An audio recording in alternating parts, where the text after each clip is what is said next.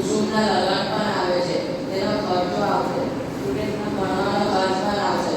શું થશે ભગવાન જાણે.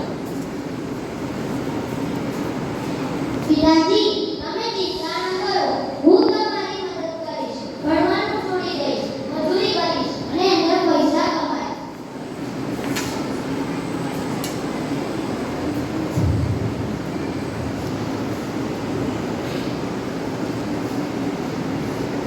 સુરેશ લગભગ 1 અઠવાડિયાથી આવતો નથી.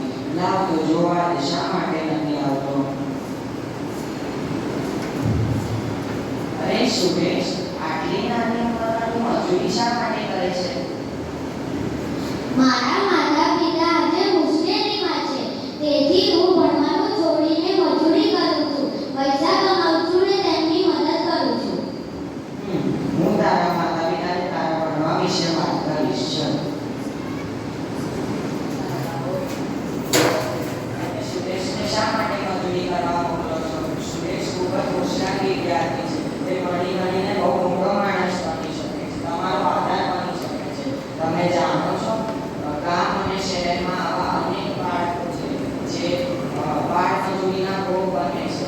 માતા પિતા પૈસાની લાલચમાં તેમના બાળકોને બાળ મજૂરી કરાવે છે, જે ભયંકર. હા, સાચી વાત છે. તે ભણી શકતા નથી, તેમનું ભવિષ્ય બગડે છે. હા, આ દેશમાં ઘણા ગરીબોની સંખ્યા વધતી જાય છે. હા, હવે સમજ્યા તમે.